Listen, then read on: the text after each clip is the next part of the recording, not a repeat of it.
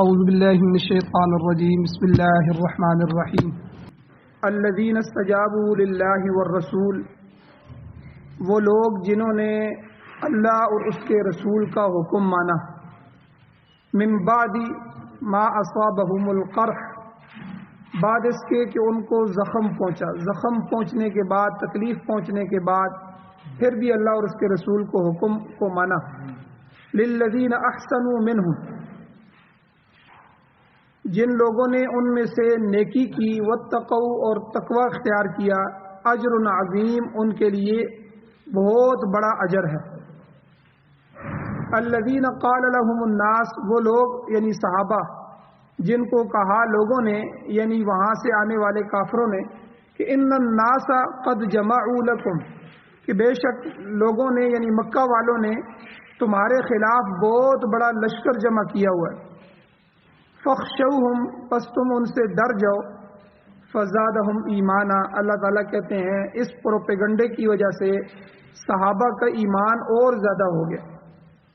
وقالو، انہوں نے زبان سے یہ جملے کہے کہ حسبنا اللہ، ہمارے لیے ہمارا اللہ کافی ہے، ونعم الوکیل، اور بہت ہی اچھا کارساز ہے۔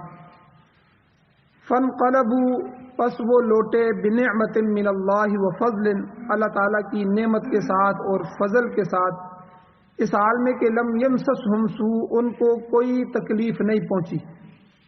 واتبعوا رضوان اللہ، اور انہوں نے پیروی کی اللہ تعالیٰ کی خوشنودی کی، اللہ کی رضا کی اتباع کی۔ واللہ ذو فضل عظیم، اور اللہ تعالیٰ بہت بڑے فضل والے۔ انما ذالکم الشیطان، آخر میں اللہ کہتے ہیں کہ یہ جو شیطان ہے، یخوف اولیاء، یہ اپنے دوستوں کو خوف دلاتا رہتا ہے، ڈراتا رہتا ہے۔ فلا تخافوہم، پس تم لوگ اے ایمان والو، اے صحابہ، ان لوگوں سے نہ ڈرو۔ وخافونی ان کنتم مؤمنین، اور اگر تم ایمان والے ہو تو میرا ڈر، میری ذات کا ڈر تمہارے اندر ہونا چاہیے، مجھ سے ڈرو۔ سورہ آل عمران کی آیت نمبر 172، 173، 174 اور 175، 4 آیتیں درس میں تلاوت ہوئی ہیں، آپ نے ترجمہ سنا۔ ان آیات کا درس کا پہلا حصہ کل گزر چکا ہے، اور کل کے درس میں ان پہلی 2 آیتوں کے 2 الگ شان نزول تھے، 2 مختلف پس منظر تھے کہ یہ دونوں آیتیں کیوں نازل ہوئیں، وہ شان نزول تفصیل کے ساتھ بیان کیے۔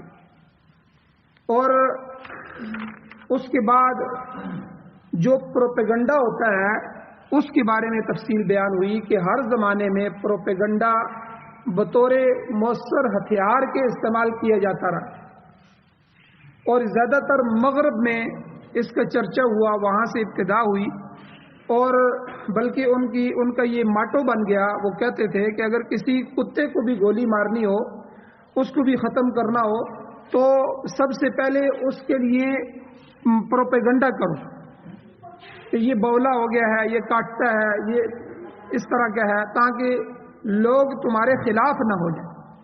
تو بہت سی میں نے مثالیں دی تھیں کہ کس طرح یورپ کے لوگوں نے، امریکہ اور فرانس اور ان لوگوں نے مسلمانوں کو یا کسی ملک پہ حملہ کرنے کے لیے پہلے کس طرح پروپیگنڈے کیے، ان کی مثالیں کل کے درس میں گزر چکی ہیں۔ اللہ تعالیٰ نے اس آیت میں صحابہ کرام کے ایمان کی پختگی کا ذکر فرمایا کہ وہ کتنے پختہ ایمان والے لوگ تھے۔ اللہ کہتے ہیں الذین استجابوا للہ والرسول، وہ لوگ جنہوں نے اللہ اور رسول کا حکم مانا، کس حالت میں مانا؟ من بعد ما اصابہم القرح، بعد اس کے کہ وہ زخم خوردہ تھے، انہیں احد کے مقام پر، غزوہ احد کے اندر سخت جانی نقصان اٹھانا پڑا، 70 بڑے صحابہ اکرام شہید ہو چکے تھے، باقیوں میں سے بیشتر اور اکثر جو ہیں وہ زخمی تھے، مگر جب اللہ کے رسول نے منشاء عزدی کے مطابق، اللہ کے حکم کے مطابق دشمن کا تعاقب کا حکم دیا کہ اے میرے نبی، اے میرے صحابہ، جمع ہو جاؤ اور اس دشمن کا تعاقب کرو، تو بچے کچھ جو زخمی صحابہ تھے انہوں نے اس حکم پر دل اور جان سے لبیک کہا، اور یہ نہیں کہا کہ ہم تو تھکے ہوئے ہیں، ہم زخموں سے چور چور ہو گئے ہیں، اتنی لاشیں ہمارے پاس پڑی ہوئی ہیں، اتنے شہداء ہیں، بس اللہ کا حکم آ گیا کہ جو دشمن بھاگ رہا ہے اور آگے جا کے وہ تمہارے اوپر دوبارہ حملہ کرنے کی سوچ رہے ہیں، تو تم ان کا تعاقب کرو، ان کے پیچھے جاؤ۔ تو فوراً وہ سارے جمع ہو گئے اور دشمن کے تعاقب میں پیچھے پیچھے چلے، یہاں تک کہ 8 میل تک حضور ان کے پیچھے گئے۔ تو اللہ تعالیٰ نے اس مقام پر صحابہ کی مدح بیان فرمائی، صحابہ کی تعریف بیان فرما کر ہم کو اور آپ کو اور تمام اہل اسلام کو ترغیب دی ہے کہ وہ بھی اسی طرح اسلام کے اولین جانثاروں کی، سب سے پہلے جو حضور کے دیوانے اور مستانے اور جانثار تھے جو صحابہ، ان کی تقلید میں اللہ اور اس کے رسول کے حکم کی تعمیل کے لیے ہمیشہ تیار رہیں۔ اب دیکھیں، ہم تھوڑا سا ہمارے اوپر امتحان آتا ہے، کبھی برادری کی طرف سے دباؤ پڑتا ہے تو ہم دین چھوڑ دیتے ہیں، کبھی جو ہے بڑوں کی طرف سے دباؤ پڑتا ہے تو ہم اللہ اور اس کے رسول کے حکم کی مخالفت کر دیتے ہیں۔ تو یہ ہمارے ایمان کی کسوٹی ہے، ہم اپنے ایمان کو تول سکتے ہیں کہ ہمارا ایمان کتنا مضبوط ہے، لیکن صحابہ نے کبھی یہ نہیں دیکھا کہ ہمارے پاؤں کٹے ہوئے ہیں، ہمارے جسم زخمی ہے یا کوئی بھی حالت ہے، کسی حالت میں بھی اللہ اور اس کے رسول نے اگر آواز لگائی ہے تو فوراً لبیک کہتے ہوئے تیار ہو گئے۔ تو یہ ہمارے لیے درس ہے اس آیت میں کہ اے ایمان والوں کہ جس طرح میرے نبی کے یہ صحابہ انہوں نے اپنی جان حضور پر نثار کر دی اور اسلام کی تعلیمات کے لیے، اسلام کے غلبے کے لیے انہوں نے اپنا جسم اور جان، عزت اور آبرو اور ہر چیز قربان کی اور ہجرت کی، اپنا ملک چھوڑا، تو اسی طرح تمہیں بھی ان کا راستہ اختیار کرنا چاہیے۔ آگے اللہ تعالیٰ نے فرمایا للذین احسنوا منہم، ان میں سے، صحابہ میں سے جن لوگوں نے نیکی کا راستہ اختیار کیا، مخلص سچے، واتقوا اور پرہیزگاری اختیار کی، تقوی اختیار کیا، اللہ کہتے ہیں اجر عظیم، ایسے لوگوں کے لیے اللہ کے ہاں بہت بڑا اجر ہے۔ تو اللہ تعالیٰ نے جس طرح پہلے نیک لوگوں کو انعامات سے نوازا ہے، آئندہ بھی نیکی کرنے والوں کو اللہ تعالیٰ بلند درجات عطا فرمائے۔ تو گویا کہ یہ ہمیں بھی ترغیب دی جا رہی ہے کہ جس طرح وہ صحابہ نیک تھے تم بھی نیک بن جاؤ، جس طرح وہ تقوی والے تھے واتقوا، انہوں نے تقوی اور پرہیزگاری اختیار کی، تم بھی تقوی اور پرہیزگاری کی لائن پہ آ جاؤ۔ اور پھر کیا ہوگا کہ اجر عظیم، ان کے لیے اللہ نے بہت بڑا اجر رکھا تھا، تو وہی اجر تمہارے لیے بھی مقدر ہو جائے جب تم ان لوگوں کو اپنا مشعل راہ بناؤ گے، اپنا نمونہ بناؤ گے، ان کے پیچھے چلو گے، ان کی طرح زندگیاں گزارو گے، تو تمہارے لیے بھی وہی درجات ہیں جو صحابہ کو ملے۔ اور اگلی آیت میں اللہ تعالیٰ نے دوسرے واقعے کی طرف اشارہ کیا، ارشاد ہوتا ہے الذین قال لهم الناس، وہ لوگ کہ جن کو لوگوں نے کہا۔ یہاں پر الناس سے مراد وہی تاجر لوگ ہیں جن کا تعلق قبیلہ عبد القیس سے تھا، جو پروپیگنڈا کرنے والے تھے، جن کو پروپیگنڈے کے لیے مشرکین نے بھیجا تھا۔ وہ مدینہ کی طرف جا رہے تھے تو مشرکین نے ان کو راضی کیا کہ دیکھو، چونکہ مشرکین پر صحابہ کا اور حضور کا رعب اللہ نے ڈال دیا تھا، اب وہ واپس نہیں جا سکتے تھے، وہ کہتے ہیں ہم جنگ لڑ کے جائیں گے۔ اب انہوں نے پروپیگنڈا کرنا چاہا اور ان لوگوں کو استعمال کیا اور کہا کہ جا کے ان کو کہنا وہاں تو بہت بڑا لشکر بیٹھا ہوا ہے، وہاں تو انہوں نے بہت وافر اسلحہ رکھا ہوا ہے، وہ تو تمہیں کچل کے رکھ دیں گے، تمہیں مٹا کے رکھ دیں گے۔ تو یہ قبیلہ عبد القیس جو تھا، انہوں نے جا کر مدینہ کی طرف انہوں نے مشرکین کے کہنے پر مسلمانوں کے خلاف پروپیگنڈا کیا۔ تو مفسرین یہاں تھوڑی سی تفسیر فرماتے ہیں، وہ کہتے ہیں کہ ناس ان سے مراد جماعت بھی ہو سکتی ہے اور فرد واحد بھی ہو سکتا ہے، ایک آدمی بھی ہو سکتا ہے اور پوری جماعت بھی مراد ہو سکتی ہے، کیونکہ عربی زبان میں ناس کا جو لفظ ہے اس کا اطلاق دونوں معنی پر ہوتا ہے، جمع پر بھی، بہت سے لوگ پر بھی، اور اکیلے آدمی پر۔ چنانچہ فقہائے احناف جو ہیں، ہمارے حنفی فقہا، وہ بیان کرتے ہیں کہ اگر کوئی شخص یہ کہے کہ لا اکلم الناس واللہ، قسم اٹھائے کہ میں اللہ کی قسم ان لوگوں سے کلام نہیں کروں گا، بہت سے لوگ بیٹھے تھے، وہ کہتا ہے کہ میں ان لوگوں سے کلام نہیں کروں گا۔ اب ناس کہا، لا اکلم الناس واللہ، تو اب اس کے بعد احناف کہتے ہیں اگر وہ شخص ان میں سے کسی ایک آدمی سے بھی کلام کر لے گا تو اس کی قسم ٹوٹ جائے گی. اب ضروری نہیں ہے کہ وہ سب سے کلام کرے گا تو تب قسم باقی ہوگی. تو اس لیے ناس کا جو لفظ ہے یہ جماعت کے لیے بھی بولا جاتا ہے اور فرد واحد پر بھی یکساں بولا جاتا ہے. چونکہ مدینہ کی طرف سے پورا قافلہ جا رہا تھا اور ان سب کو مشرکین نے پروپیگنڈے پر آمادہ کیا تھا، اس لیے اس ناس سے وہ جماعت مراد.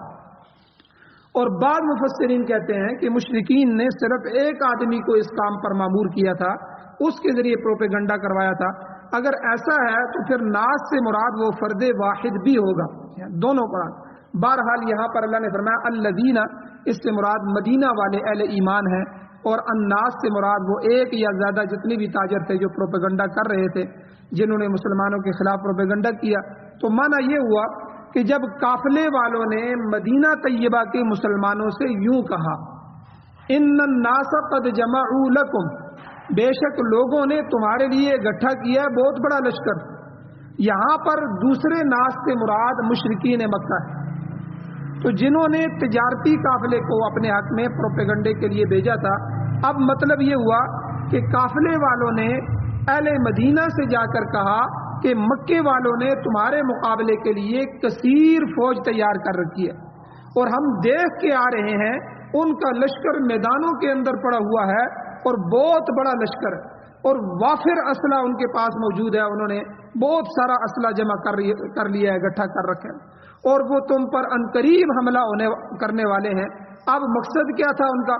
فخشوہم، یہ جملہ انہوں نے کہا کہ اس لیے تم ان سے ڈر جاؤ.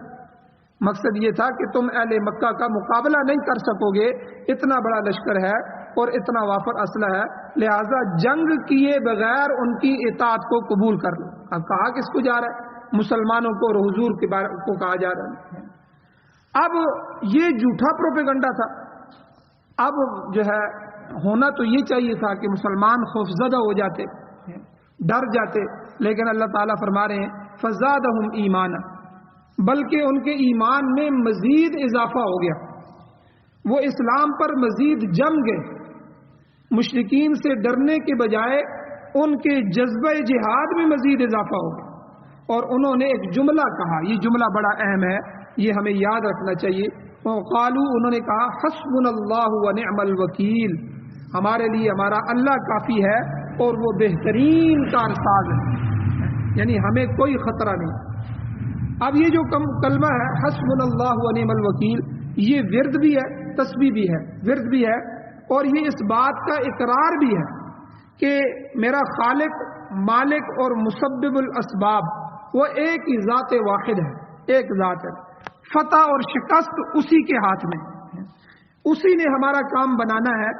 جب تک کسی چیز میں اللہ کی ذات اثر نہ ڈالے اس وقت تک کوئی چیز مؤثر نہیں ہو سکتی، مفید نہیں ہو سکتی. لہذا ہمارا اسی کی ذات پر بھروسہ ہے. تو حضرت ابو الحسن شاذلی رحمۃ اللہ علیہ بہت بڑے اللہ والے گزرے ہیں، انہوں نے ورد کے فضائل اور مختلف مقاصد کے لیے اسے پڑھنے کے متعلق ایک پورا رسالہ لکھا ہے. یہ حسبنا اللہ کا جو لفظ ہے پوری کتاب انہوں نے لکھی ہے، اس کا نام ہے القول الجلیل. تو بہرحال حسبنا اللہ ونعم الوکیل یہ مقصد کے حصول کے لیے بڑا اچھا وظیفہ بھی ہے. آپ اس کو یاد رکھیں، حسبنا اللہ ونعم الوکیل، میرا اللہ میرے لیے کافی ہے اور وہ بہترین کام بنانے والا ہے، کارساز ہے، وکیل ہے. اب آخر میں صحابہ اکرام کی فضیلت بیان ہوئی. امام ابو بکر جساس رحمۃ اللہ علیہ فرماتے ہیں کہ ان آیات میں اللہ تعالیٰ نے صحابہ اکرام کی فضیلت بیان فرمائی ہے اور عام اہل ایمان کو، مجھے اور آپ کو، بعد میں قیامت تک آنے والے اہل ایمان کو یہ بات سمجھائی ہے کہ تم بھی انہی کا طریقہ اختیار کرو. ان مجاہدوں کو دیکھو تکلیف بھی آتی ہے تو جزا فضا نہیں کرتے. ہمارے اوپر تکلیف آ جائے تو ہم پورے علاقے کو بتاتے ہیں، ہر ایک کو جا کے بتاتے ہیں. حالانکہ صحابہ کی یہ صفت تھی کہ وہ صابرین تھے، شاکرین تھے. یہ ان کی صفات تھی جو قرآن مجید میں اللہ نے بیان فرمائی کہ اللہ خود کہہ رہے ہیں دیکھو ان مجاہدوں کو تکلیف آتی ہے تو وہ ویلا نہیں کرتے، جزا فضا نہیں کرتے، بلکہ اللہ کے دین پر مزید جم جاتے ہیں. احد کے موقع پر ذرا سی اجتہادی غلطی ہوئی تھی تو فتح شکست میں تبدیل ہو گئی تھی. انہوں نے اسے اللہ تعالیٰ کی طرف سے تنبیہ سمجھا اور پھر جان فروشی پر مستعد ہو گئے. اللہ اور اس کے رسول کے حکم پر زخم خوردہ زخموں سے چور چور صحابہ نے دشمن کا پھر تعاقب کیا اور 8 میل تک ان کے پیچھے گئے. اور پھر یہ نہیں کہ وہاں جا کے ہاتھ لگا کے آگے، بلکہ 3 دن تک وہاں رسول اللہ صلی اللہ علیہ وسلم اور صحابہ ٹھہرے. اب دوسری آیت میں جو ابو سفیان جب وہاں سے نکل رہا تھا، اس نے جاتے جاتے یہ کہا تھا کہ اب تو ہم جا رہے ہیں، لیکن اگلے سال احد کے میدان میں ہم دوبارہ جمع ہوں گے، دوبارہ تم سے جنگ ہوگی. تو یہ گویا کہ الٹیمیٹم دے کے گیا تھا. تو اس لیے جب حضور علیہ السلام کو اگلے سال سن 4 ہجری میں تو جب خبر ملی کہ ابو سفیان کے لشکر کی، تو حضور علیہ السلام نے صحابہ کو حکم دیا کہ جمع ہو جو بھائی جانا ہے وہاں. اب حضور علیہ السلام نے 1500 صحابہ کو 1500 جانثاروں کے ساتھ بدر کے مقام پر پہنچ گئے. تو وہاں پر حضور علیہ السلام نے 8 دن انتظار کیا. یہ اگلے سال 8 دن انتظار کیا، مگر ابو سفیان کو سامنے ہونے کی ہمت نہ ہوئی. تو یہ بھی غزوہ بدر کہلاتا ہے. لیکن پہلا جو غزوہ بدر ہوا تھا اسلام اور کفر کی پہلی جنگ، وہ غزوہ بدر کبریٰ کہلاتا ہے، بڑی جنگ، بڑا غزوہ بدر. تو یہ جس میں حضور واپس آ گئے تھے اور کوئی جنگ نہیں ہوئی تھی، تو اسے غزوہ بدر صغریٰ بھی کہتے ہیں. تو پھر وہاں پر حضور 8 دن رہے اور کوئی جنگ نہ ہوئی. البتہ صحابہ اکرام نے وہاں کی منڈی میں تجارت کی، جس سے کافی نفع حاصل ہوا. وہاں جو منڈی تھی بدر کی، اس میں خرید و فروخت کی، بہت سا نفع اور پیسہ کمایا. تو پھر تمام مجاہدین میں اسے حضور کے حکم سے برابر برابر تقسیم کر دیا گیا. اسی مالی فائدے کے متعلق اللہ تعالیٰ نے قرآن میں فرمایا فَانْقَلَبُوا بِنِعْمَةٍ مِّنَ اللَّهِ وَفَضْلٍ، پس وہ اللہ تعالیٰ کا انعام اور فضل لے کر واپس لوٹے.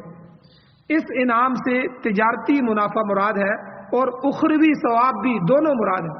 اللہ نے مسلمانوں کو دیکھو کسی فتح نصیب فرمائی کہ وہ واپس لوٹے جب وہاں سے، تو دنیا کا نفع بھی اللہ نے ان کو دیا. وہاں انہوں نے 8 دن رہ کے تجارت کر لی، خوب پیسے کما لیے، اور آخرت کا ثواب بھی اللہ نے دیا. اللہ اور اللہ کے رسول کے حکم پر لبیک کہتے ہوئے وہاں پہنچے تھے، تو اللہ نے جنت بھی دے دی، آخرت بھی، دونوں چیزیں لوٹ کر.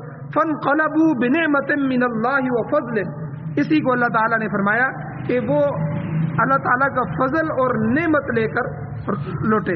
اب نعمت سے مراد تجارتی منافع اور آخری ثواب دونوں ہیں، اور فضل سے مراد اللہ تعالیٰ کی وہ خاص مہربانی تھی جو ان صحابہ کو شامل حال تھی.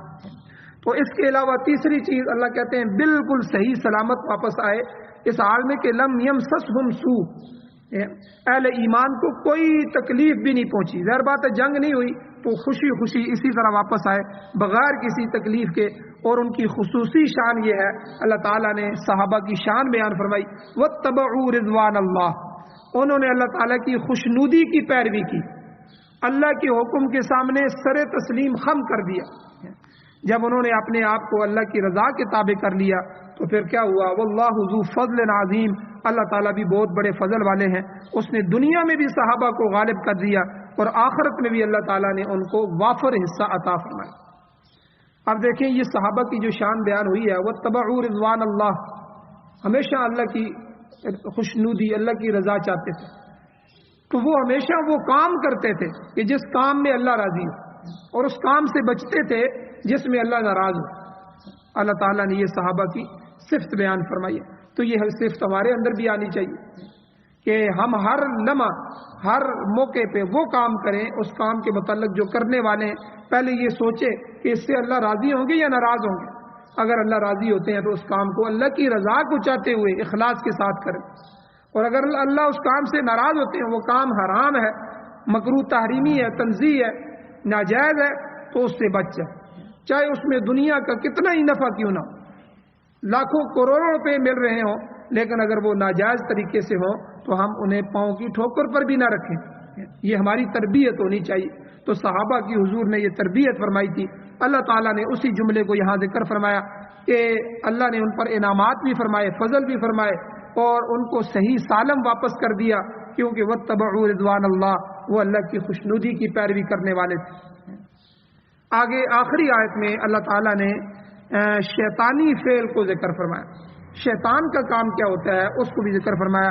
مشرکین کی اس سازش کے متعلق اللہ تعالیٰ فرماتے ہیں انما ذالکم الشیطان، یہ جو تمہارا شیطان ہے نا دنیا میں، یخوف اولیاء، اپنے دوستوں کو ڈراتا ہے. اب یہاں مفسرین نے دو تفسیریں فرمائی. پہلی یہ کہ اس جھوٹے پروپیگنڈے سے شیطان کے اپنے دوست یعنی کمزور ایمان والے اور منافق قسم کے لوگ مراد ہیں، کہ یعنی ایمان والوں میں بھی تو کمزور لوگ ہوتے ہیں، بہت منافق قسم کے لوگ ہوتے ہیں. تو جیسے میں نے کل بھی بیان کیا تھا کہ امریکہ نے جب دھمکی دی تھی کہ جو اس جنگ میں ہمارا ساتھ نہیں دے گا ہم اسے ملیا میٹ کر دیں گے، وہ ہمارا دشمن سمجھا جائے گا. تو ہمارے پاکستان میں جو ہے چونکہ یہ منافقین کا کردار ادا کر رہے ہیں اور آج تک جن کو کلمہ بھی درست پڑھنے کا نہیں آتا، اس کی کیا حالت ہوگی اس کے ایمان کی. انہوں نے پھر کہا جی کہ ہم اپنے ملک کو بچائیں، ہم اپنے آپ کو بچائیں. لیکن اللہ کے جو بندے تھے افغان طالبان، ملا عمر اور ان کے ساتھی، انہوں نے کہا کہ یہ لشکر کیا ہیں، اس سے بڑے بڑے لشکر اللہ تعالیٰ نے موسیٰ علیہ السلام کے مقابلے میں فرعون اور اس کی طاقت کو اللہ نے سمندر میں غرق کر دیا. اللہ تعالیٰ نے اپنے نبیوں کی مدد فرمائی. اس سے بڑے بڑے لشکر جو ہے پہلے صحابہ اکرام نے 2 لاکھ کا لشکر کے ساتھ جو ہے وہ 30,000 صحابہ نے مقابلہ کیا. 30,000 کدھر اور 2 لاکھ کا لشکر کدھر. تو اللہ تعالیٰ نے ان کو غالب فرمایا. تو ان لوگوں نے کہا کہ ان سے بڑے بڑے لشکر جو ہیں اگر اللہ ہمارے ساتھ ہے تو یہ تو کوئی بھی بات نہیں. اور پھر اللہ تعالیٰ نے 22 سال کی محنت کے بعد ان کو فتوحات نصیب فرمائی. تو ایک تفسیر تو یہاں مفسرین یہ فرماتے ہیں کہ انما ذالکم الشیطان یخوف اولیاء، شیطان اپنے اولیاء کو، اپنے دوستوں کو ڈراتا ہے. تو یہاں ایک تفسیر تو یہ ہے کہ ایمان والوں میں جو کمزور ترین ایمان والے ہیں اور منافق قسم کے لوگ ہیں وہ تو فوراً کافروں کے پروپیگنڈے سے ڈر جاتے ہیں. اب یہاں بھی یہی ہوا، جو منافق تھے وہ کہنے لگے اچھا بہت بڑا لشکر مشرکین نے جمع کیا ہے، ان کے پاس بڑا اسلحہ ہے، تو بھائی ہم تمہیں مشورہ دیتے ہیں، صحابہ کو اور حضور کو مشورہ دیتے ہیں، ان کی بات مان لو، کوئی مذاکرات کر لو، کوئی جو ہے ان کے ماتحت رہ جاؤ، تو اپنے آپ کو ہلاک نہ کرو. تو اللہ تعالیٰ نے یہاں فرمایا کہ منافق اور کمزور ایمان والے تو ڈر سکتے ہیں شیطانی پروپیگنڈے سے، مگر اہل اسلام پر، صحابہ پر، پختہ ایمان والوں پر اس کا کوئی اثر نہیں ہو سکتا. امام شاہ ولی اللہ محدث دہلوی رحمۃ اللہ علیہ نے اسی تفسیر کو اختیار کیا ہے، اور امام بیضاوی وغیرہ جو ہے ان حضرات نے بھی اسی تفسیر کو لیا ہے کہ مسلمانوں میں سے جو منافق اور کمزور ایمان والے ہیں وہ ڈر جاتے ہیں. اور اس کا دوسرا معنی بھی مفسرین نے بیان فرمایا، وہ بھی ہو سکتا ہے کہ شیطان نے اپنے حواریوں کے ذریعے، اپنے جو ساتھی تھے مشرکین، ان کے ذریعے جھوٹا پروپیگنڈا کر دیا تاکہ مسلمان ڈر جائیں اور مشرکین کی اطاعت قبول کر لیں. اللہ تعالیٰ نے مسلمانوں کو فرمایا فلا تخافوہم، تم ان سے مت ڈرو، ان کے مقابلے میں اللہ تعالیٰ تمہاری مدد کرے گا، تم نے ان سے ڈرنا نہیں ہے. فلا تخافوہم، پھر اللہ کس سے ڈرے؟ اللہ کہتے ہیں وخافونی ان کنتم مؤمنین، اگر تم پکے اور سچے مومن ہو تو مجھ سے ڈرو کہ کہیں میرے حکم کی خلاف ورزی نہ ہو جائے، کیونکہ اگر میرے حکم کی خلاف ورزی کرو گے تو دنیا و آخرت کا وبال اور عذاب تمہارے لیے ہوگا. تو اللہ تعالیٰ نے ان آیات میں صحابہ اکرام کا نمونہ بیان فرما کر ان کے بعد آنے والے مسلمانوں کو نصیحت فرمائی ہے کہ تم کو بھی صحابہ کی طرح تکلیف کے باوجود دین کی خاطر ہمہ تن تیار رہنا چاہیے، ہر وقت تیار رہنا چاہیے، اور تمہاری زبان پر بھی یہ جملہ حسبنا اللہ و نعم الوکیل کے الفاظ ہونا چاہیے. اگر اللہ کی ذات پر بھروسہ کر کے دشمن کے مقابلے میں ڈٹ جاؤ گے تو فتح اور نصرت تمہارا استقبال کرے گی. جب کوئی انسان اپنے آپ کو ہمتاً اللہ کے سپرد کر دیتا ہے تو پھر فن قلبو کا مصداق بن جاتا ہے، اللہ کے انعام اور فضل اس کے شامل حال ہو جاتے ہیں. گزشتہ آیات میں بھی اللہ تعالیٰ کا وعدہ گزر چکا ہے کہ اگر تم ایمان اور اخلاص پر قائم رہو گے تو ہم کافروں کے دلوں میں تمہارا روب ڈال دیں گے. مگر افسوس کا مقام ہے کہ آج کافروں کے دلوں میں مسلمانوں کا روب باقی نہیں ہے، بلکہ مسلمانوں کے دلوں میں کافروں کا روب آ گیا، کیونکہ مسلمان اپنے مرکز کو چھوڑ چکے. آج ہم امریکہ، روس اور ان ملکوں کے اعلی کار بنے ہوئے ہیں، ہم ان کی مادی مدد کے محتاج ہو کر رہ گئے. آج وہ ہمارے اپنے بینکوں سے مدد نہ کریں، ہمیں قرضے نہ دیں، تو ہم اپنے ملک کو نہیں چلا سکتے، اپنے گھروں کو نہیں چلا سکتے، ہم ان کی پائی پائی کا محتاج ہو کے رہ گئے۔ تو یہ کیا وجہ ہے کہ ہم نے غلامی کی زندگی اختیار کی ہے؟ ہمارا روب کیسے ہو سکتا ہے؟ جو آدمی مقروض ہو، کسی آدمی سے قرض لینے والا ہو، پھر قرض لینے والا ہو، پھر بھی ان کی منتیں کر رہا ہو ہمیں اور قرض دے دو، وہ آدمی کبھی ان کے دل میں اس آدمی کا روب ہو سکتا ہے؟ تو اس لیے ہم نے اپنے آپ کو خود کمزور کر دیا ہے، اپنے ایمان کو تباہ کر دیا ہے، اس لیے ہم مالی مدد میں بھی ان کے محتاج ہو گئے ہیں، ہمارا روب ان پر نہیں ہو سکتا۔ اس لیے اللہ نے یہاں فرمایا کہ آج مسلمانوں میں اگر صحابہ اکرام والی جان فشانی کا جذبہ جو ہے وہ کروڑواں حصہ بھی آ جائے، جتنا صحابہ میں تھا اس کا کروڑواں حصہ بھی اگر آ جائے تو اللہ تعالیٰ اسے پھر بھی فتح دے دیں گے۔ ہمارا ایمان اتنا کمزور ہو چکا ہے اور دنیا صرف ایمان سے ڈرتی ہے۔